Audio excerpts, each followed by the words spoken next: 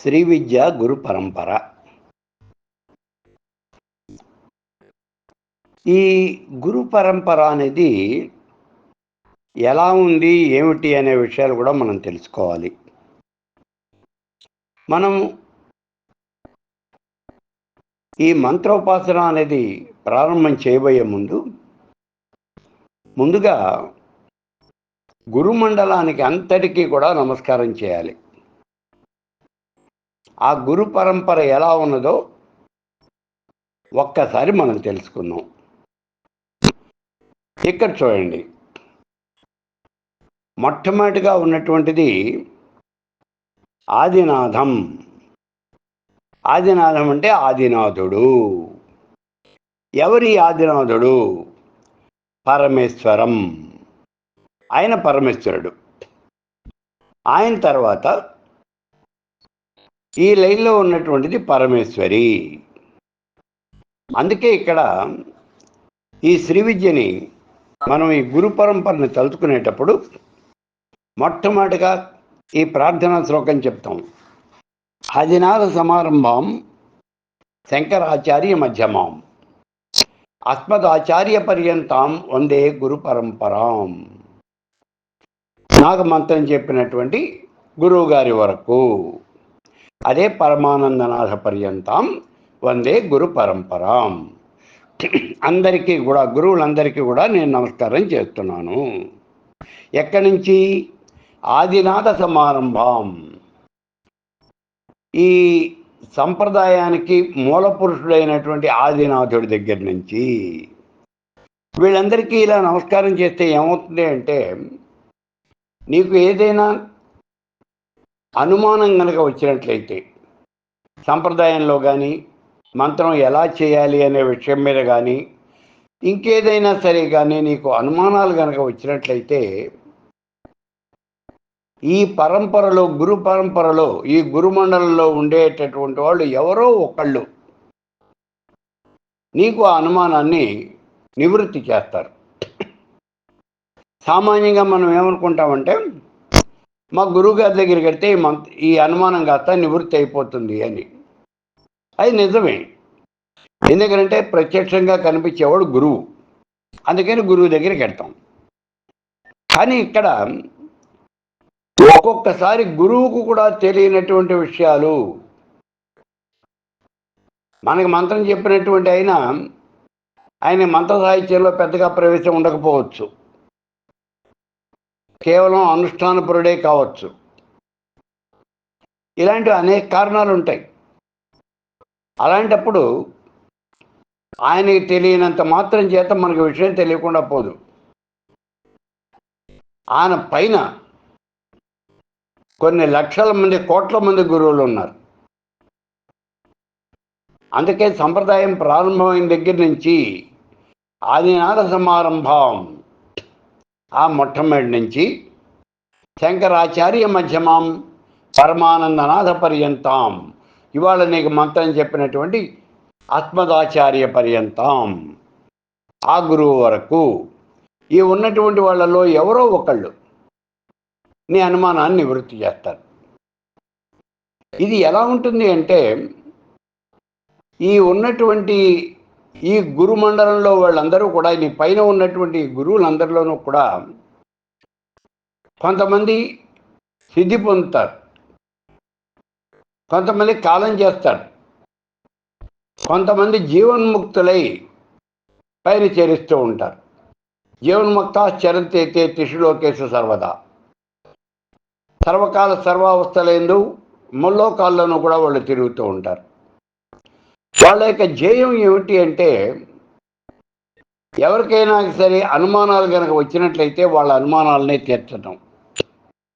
అంతేకాదు, ఎవరైనా ఈ లోకంలో సమర్థుడైనటువంటి వ్యక్తి కనుక కనిపించినట్లయితే, అతడు ఏ సంప్రదాయంలో వాడైనా కానివ్వండి, ఈ సంప్రదాయాలు అనేవి మీకు, అంతేగాని పైన ఉన్నటువంటి గురుమండలానికి కాదు. ఆ గురుమండలానికి సంప్రదాయాలు మీరు ఆపాదిస్తున్నారు అంతే. కాబట్టి వాళ్ళు ఏ సంప్రదాయంలో వాడైనా సరే శ్రీ విద్యలో వాడు, కాబట్టి అతడు కనుక సమర్థుడైతే అతనితో అనేక రకాలైనటువంటి పనులు చేయించాలి, గొప్ప గొప్ప పనులు చేయించాలి అని వాళ్ళు భావన చేస్తూ ఉంటారు. అలా భావన చేస్తూ జీవన్ముక్త చరంతైతే త్రిశ్లోకేషు సర్వదా, జీవన్ముక్తులై ముల్లోకాల్లోనూ కూడా అలా ఎప్పుడు సర్వకాల సర్వావస్థలు ఏందో తిరుగుతూ ఉంటారు. ఎవరైనా కనుక ఒక ఉత్తముడైనటువంటి సమర్థుడైనటువంటి ఒక శిష్యుడు కనుక వాళ్ళకి మానవుడు కనుక కళ్ళకి దొరికినట్లయితే వాళ్ళు చెక్ మన అతన్ని పట్టేసుకుంటారు. తెలియకుండా అదృశ్యమైనటువంటి రూపంలో అతన్ని ఆవహిస్తారు. అది జరిగేది. ఎలా పట్టుకుంటారు అని మీకు అనుమానం వస్తుంది. అతన్ని ఆవహిస్తారు. అతనితో కావలసినటువంటి గొప్ప గొప్ప పనులు చేయిస్తారు. చాలా గొప్ప పనులు చేయిస్తారు. అసలు మీరు ఊహించలేరన్నమాట. అది ఎలా ఉంటుంది అంటే, మూకం కరోతు వాచాలం పంగుల్ నంగైతే గిరిం యత్ కృపదామహం వందే. దేవదేవ నీది మహిమ పరువు తీయకుంటివాడు మాత యవును గొడ్రాలే. అది ఎప్పుడు? ఇందాకే మొట్టమొదటిలోనే చెప్పాను, దేవదేవ నీది మహిమ. ఆ పరమేశ్వరుడి మహిమ కనుక ఉన్నట్లయితే, ఈ జీవన్ముక్తులైనటువంటి ఈ గురువుల యొక్క మహిమ కనుక ఉన్నట్లయితే వీళ్ళంతా పరమేశ్వర స్వరూపమే. జీవన్ముక్తులై జీవన్ముక్తాచరంతైతే వాళ్ళంతా ముక్త పురుషులు, పరమేశ్వర స్వరూపం వాళ్ళు. కాబట్టి వాళ్ళ యొక్క మహిమ కనుక ఉన్నట్లయితే, కృపా కటాక్ష వీక్షణాలు కనుక ఉన్నట్లయితే రాయితో కూడా రాగాలు పలికించగలిగినటువంటి శక్తి వాళ్ళకు ఉంటుంది. కాబట్టి వాళ్ళందరికీ కూడా మనం ముందుగా నమస్కారం చేయాలి. అందుకు మనం నమస్కారం చేస్తున్నది. ఈ గురుమండలము లేదా గురు పరంపర ఏదైనానండి, ఈ గురుమండలం ఎక్కడి నుంచి ప్రారంభమైంది అంటే ఆదినాథుడి దగ్గర నుంచి ప్రారంభమైంది. అసలు ఈ గురుమండలం అనేది 3 భాగాలుగా ఉంటుంది, 3 రకాలుగా ఉంటుంది. ఏమిటది? ఓఘము అంటే సమూహము అని అర్థం. ఓఘము అంటే సమూహము. ఇది 3 ఓఘాలుగా 3 సమూహాలుగా ఉంటుంది. ఏమిటా 3 సమూహాలు? దివ్యౌఘము, సిద్ధౌఘము, మానవౌఘము అని 3 భాగాలు. దివ్యౌఘము దేవతల యొక్క సమూహం, సిద్ధౌఘము సిద్ధుల యొక్క సమూహం, మానవౌఘము మానవుల యొక్క సమూహం. ఇలా 3 భాగాలుగా ఉంటుంది ఈ గురుమండలము అనేది. ఇందులో మొట్టమొదటిగా ఆదినాథం. ఈ దివ్యౌఘం ఎలా ఉన్నది అనేది చూద్దాం. ఆదినాథం అంటే పరమేశ్వరుడు. ఆదినాథం పరమేశ్వరీం ఉమామహేశ్వరవు లక్ష్మీనారాయణ, ఆ తర్వాత వాణి హిరణ్యగర్భౌ, ఆ తర్వాత శచీ పురంధరవు. ఇది దివ్యౌఘం. ఇది దివ్యౌఘము అంటే. ఇక్కడ చూడండి, అంటే ఎలా వచ్చేసింది ఇప్పుడు? మొట్టమొదటిగా వచ్చింది ఏమిటి అంటే ఆదినాథుడు. ఆదినాథుడు అంటే పరమేశ్వరుడు. ఆ తర్వాత పరమేశ్వరి అన్నాం. ఈ పరమేశ్వరుడు పరమేశ్వరి ఓజ్ఞానపీఠంలో ఉన్నటువంటి బిందు మండలంలో మహాకామేశ్వరి మహాకామేశ్వరుడు, వీళ్ళిద్దరే పరమేశ్వరి పరమేశ్వరులు శివశక్తులు అన్నాం.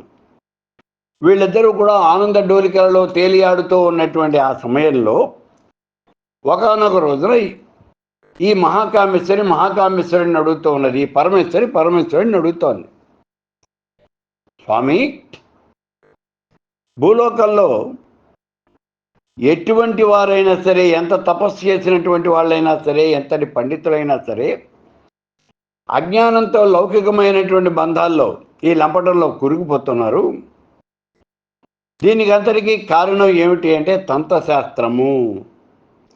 ఈ తంత్రశాస్త్రం వల్ల మానవుడు మహామోహంలో పడిపోతూ ఉన్నాడు.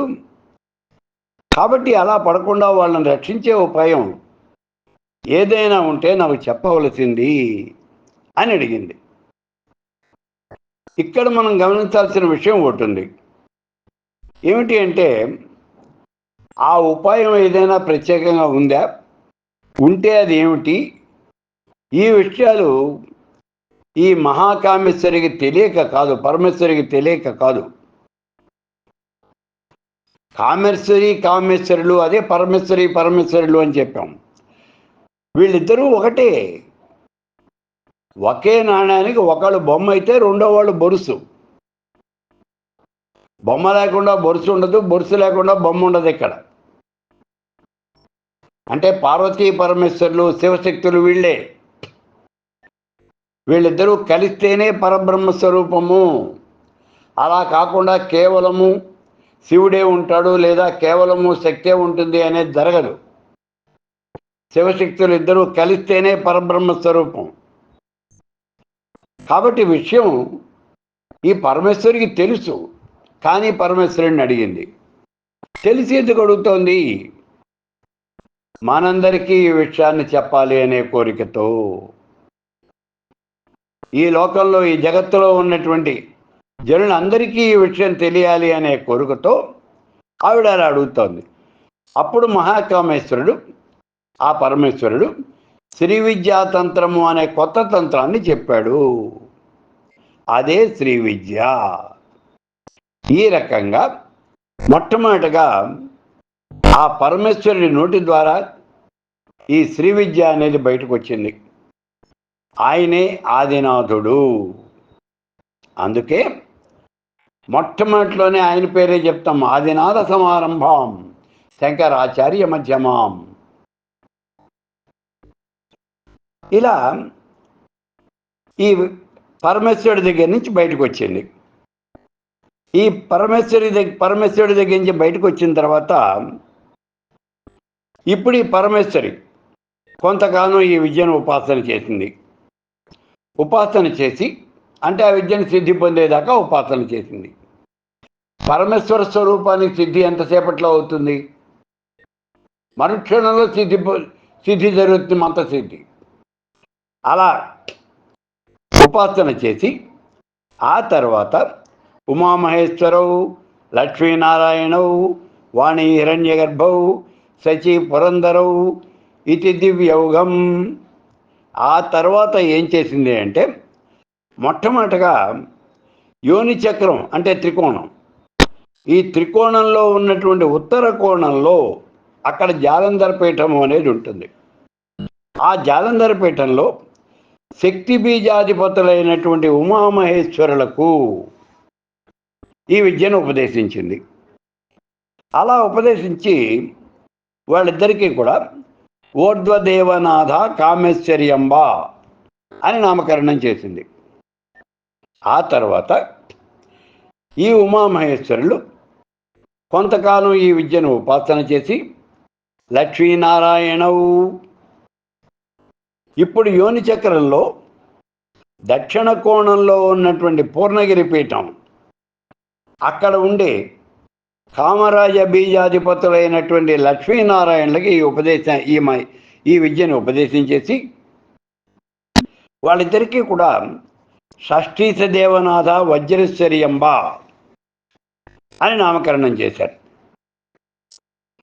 ఆ తర్వాత వాణి హిరణ్యగర్భవు, లక్ష్మీనారాయణలు ఇద్దరూ కూడా ఈ విద్యను కొంతకాలం ఉపాసన చేసి అప్పుడు యోని చక్రంలో అంటే ఆ త్రికోణంలో ఉన్నటువంటి అగ్రకోణంలో ఉన్న కామగిరి పీఠము, ఆ కామగిరి పీఠంలో ఉన్నటువంటి వాగ్భవ బీజాధిపతులు వాణి హిరణ్యగర్భలు ఇద్దరు అక్కడ ఉంటారు. వాళ్ళకి ఈ శ్రీ విద్యను ఉపదేశం చేసి మిత్రేశనాథ భగమాలిన్యంబ అని నామకరణం చేశారు. ఇప్పుడు వాళ్ళు ఈ శ్రీ విద్యను కొంతకాలం ఉపాసన చేసి తర్వాత ఇంద్రాది దేవతలకు ఉపదేశించారు. ఇంద్రాది దేవతలకి అంటే ఇంద్రుడు శచీదేవికి చెప్పారు. ఆ తర్వాత దేవగణాలందరికీ, దేవతల గురువు అయినటువంటి బృహస్పతికి, ఆ తర్వాత మిగిలినటువంటి దేవతలకు అందరికీ కూడా ఈ విద్యని ఉపదేశం చేశారు. ఈ రకంగా దేవలోకం అంతా కూడా శ్రీ విద్య వ్యాప్తి చెందింది. దీన్నే మనం దివ్యౌఘము అని అంటూ ఉన్నాం. అంటే దేవతల యొక్క సమూహము. అయిపోయిన తర్వాత ఈ దేవతల దగ్గర నుంచి ఈ విద్య అనేది తదనంతరం సనకాయ సిద్ధా ఇది సిద్ధౌఘం, సనకాది సిద్ధులకు వాళ్ళు ఉపదేశం చేశారు. ఎవరు? దేవతలు. దీన్ని సిద్ధౌఘము అన్నారు. సనకాది సిద్ధులు అంటే ఎవరు? మనకి తెలిసినవి ఇక్కడ ఈ సిద్ధ పురుషులు నలుగురే. ఎవరు? సనక, సనందన, సనత్కుమార, సనత్సుజాత. ఈ నలుగురే తెలుసు మనకి. కానీ ఇలాంటి సిద్ధులు ఇంకా చాలామంది ఉన్నారు. వాళ్ళందరికీ కూడా ఈ సిద్ధులకు ఉపదేశం చేశారు. ఇప్పుడు వాళ్ళు ఈ మంత్రాన్ని ఉపాసన చేశారు. వాళ్ళని సిద్ధౌఘము అని అంటూ ఉన్నాం. ఆ తర్వాత ఈ సనకాయ సిద్ధులు మానవులకు ఉపదేశం చేశారు. మానవుల్లో మొట్టమొదటి వాడెవరు? తదనంతరం వశిష్ఠం, వశిష్ఠుడు ఆయనకు ఉపదేశం చేశారు. వశిష్ఠుడు, ఆయన భార్య, వాళ్ళిద్దరికీ ఈ విద్యను ఉపదేశం చేయడం జరిగింది.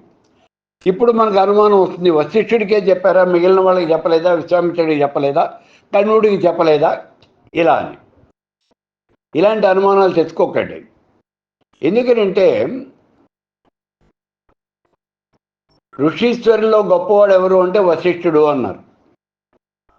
పురోహితుల్లో గొప్పవాడు ఎవరు అంటే వశిష్ఠుడు అన్నారు. వేద మంత్రాలు ఎక్కువ దర్శించిన వాడు ఎవరు అంటే వశిష్ఠుడు అన్నారు.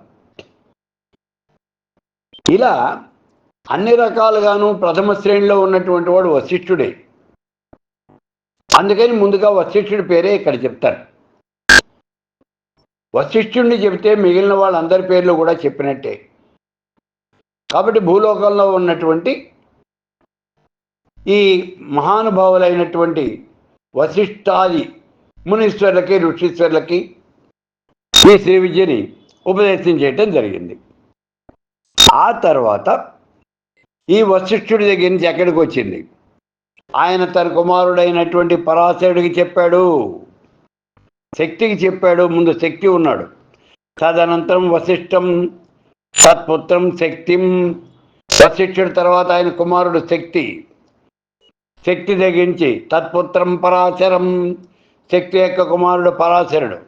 తత్పుత్రం వ్యాసం, పరాశరుడు యొక్క కుమారుడు వ్యాసుడు.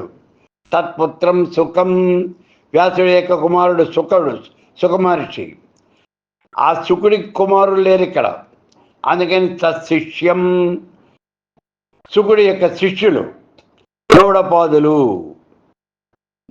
గౌడపాదుల దగ్గర నుంచి ఆయన శిష్యులు మళ్ళీ తత్శిష్యం గోవింద భగవత్పాదం. గౌడపాదుడు తర్వాత ఆయన శిష్యుడు గోవింద భగవత్పాదులు ఆయనకు వచ్చింది. అక్కడి నుంచి తత్శిష్యాన్ శంకర్ భగవత్పాదాన్, ఈ గోవింద భగవత్పాదుల వారి దగ్గర నుంచి ఆయన యొక్క శిష్యుడైనటువంటి శంకర భగవత్పాదుల వారి దగ్గరికి వచ్చింది. తదనంతరం ఆయన తర్వాత, శంకరుడి తర్వాత ఆయన యొక్క శిష్యులు తత్శిష్యాన్, ఆయన యొక్క శిష్యులు సురేశ్వరం, తోటకాచార్యం, హస్తామలకం, పద్మపాదం. సురేశ్వరాచార్యుల వారు, తోటకాచార్యుల వారు, హస్తామలకుడు, పద్మపాదుడు, ఈ నలుగురికి వచ్చింది ఆయన శిష్యులు. మిగిలిన వాళ్ళు లేరా అని అడగద్దు, మళ్ళీ ముఖ్యమైన వాళ్ళు వీళ్ళు. ఆ తర్వాత తదనంతరం పరంపరానుగతేనా, అక్కడి నుంచి గురు శిష్య పరంపరగా ఒకళ్ళ తర్వాత ఒకళ్ళకి, ఒకళ్ళ తర్వాత ఒకళ్ళకి, గురువు నుంచి శిష్యుడికి, అలా ఈ విద్య పరంపరానుగతేనా, పరంపరగా అది అలా వచ్చేసింది. ఎక్కడి దాకా వచ్చేసింది? పరమానందనాథ పర్యంతం.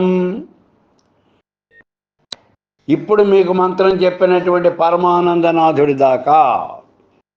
ఈ విద్య వ్యాప్తి చెందింది. దాన్నే మనం మానవోఘము అని అంటూ ఉన్నాము. ఇతి శ్రీ విద్యాయాం దక్షిణాచార్యే పరమానందనాథ సంప్రదాయేన గురు పరంపరాం. ఇప్పుడు ఈ రకంగా దక్షిణాచారంలో పరమానందనాథ సంప్రదాయంలో ఈ గురు పరంపర అనేది వ్యాప్తి చెందింది అనే విషయాన్ని ఇక్కడ మనం తెలుసుకోవాలి. అయితే ఇక్కడ ఒక్క విషయాన్ని మనం గుర్తించాలి. అది ఏమిటి అంటే, లోకంలో ఇన్ని సంప్రదాయాలు ఉన్నాయి కదండి, మరి అందరికీ ఇలాగే ఉంటుంది కదా? అన్ని సంప్రదాయాల్లోనూ ఇంచుమించుగా ఇలాగే ఉంటుంది. అన్ని సంప్రదాయాల్లోనూ అంతే. అయితే ఏ సంప్రదాయానికి ఆ సంప్రదాయానికే ప్రతి వాళ్ళకి కూడా వాళ్ళ సంప్రదాయ శ్లోకం ఉంటుంది. ఇప్పుడు మనం చెప్పుకున్నట్టుగానే ఆదినాథ సమారంభాం శంకరాచార్య మధ్యమాం అస్మదాచార్య పర్యంతం వందే గురు పరంపరాం. ఇక్కడ ఈ శ్లోకంలో మొట్టమొదటి ఆదినాథ అనే పేరే మారుతుంది. ఆ సంప్రదాయాన్ని బట్టి వాళ్ళ సంప్రదాయానికి మూల పురుషుడు ఎవరో వాళ్ళ పేరు రాసుకుంటారు అక్కడ. మిగిలినంతా శ్లోకం ఒకటే. కాబట్టి ఈ శ్రీ విద్య అనేది గురు పరంపరగా ఈ గురుమండలం అంతా కూడా ఈ రకంగా వ్యాప్తి చెందింది. అంటే మొత్తం ఈ గురుమండలం అనేది 3 భాగాలుగా ఉంది. దివ్యయోగము, సిద్ధయోగము, మానవోగము. దివ్యయోగము అంటే దేవతల యొక్క సమూహం, సిద్ధయోగము అంటే సిద్ధుల యొక్క సమూహం, మానవోగము అంటే మానవుల యొక్క సమూహం. ఇక్కడ చాలా గొప్పదైనటువంటి విషయం ఒకటి ఉన్నది. ఏమిటి అంటే, మీకు ఏదైనా సందేహం కనుక వచ్చినట్లయితే ఇందాక చెప్పాను, ఈ గురు పరంపరలో ఉన్నటువంటి వాళ్ళే ఎవరో ఒకళ్ళు, వాళ్ళు మీకు తెలియచ్చు తెలియకపోవచ్చు, వాళ్ళే వచ్చి మీ అనుమానాన్ని నివృత్తి చేస్తారు. వాళ్ళు నివృత్తి చేస్తారు. మన దగ్గర కనుక సమర్థత ఉన్నట్లయితే వారు అదృశ్యంగా ఉండి వాళ్ళు మనని ఆవహించి మనతో ఈ పనులు చేయిస్తారు. నేను ఈ మాట అనేక సార్లు చెప్పాను. మనతో వాళ్ళు ఆ పని చేయిస్తారు. ఇది నిజమేనా? ఖచ్చితమైనటువంటి నిజం. 200% నిజం ఇది. 200% నిజం ఇది. సామాన్యమైన విషయం కాదు. ఎవరైనా కనుక వాళ్ళకి దొరికినట్లయితే, వీళ్ళు సమర్థుడు అని వాళ్ళు కనుక అనుకున్నట్లయితే వాళ్ళతో ఈ పనులన్నీ కూడా చేయించేస్తారు. వాళ్ళకి కావాల్సిన పనులన్నీ చేయించుకుంటారు. దీనికి ఉదాహరణ ఎవరు అంటే, ఇక్కడ నేనే మీకు చక్కని ఉదాహరణ. నేనేం చదువుకోలేదు, నాకేం తెలియదు, కానీ ఆ గురుమండలం నన్ను ఎంచుకున్నది అనే నేను భావిస్తాను. అందుకే నేను శ్రీ విద్య మీద కానీ ఆధ్యాత్మికంలో కానీ ఇన్ని పుస్తకాలు రాయటం, ఇన్ని ఉపన్యాసాలు చెప్పడం జరిగింది. వాళ్ళు ఎంచుకున్నటువంటి ఆ వ్యక్తుల్లో నేను ఒక్కడిని అయి ఉంటాను ఇక్కడ. కాబట్టి ఈ గురుమండలానికి అందరికీ కూడా ముందు మనం వందనం చేసి అప్పుడు మాత్రమే ఈ శ్రీ విద్యని ఉపాసన చేయటం ప్రారంభం చేయాలి.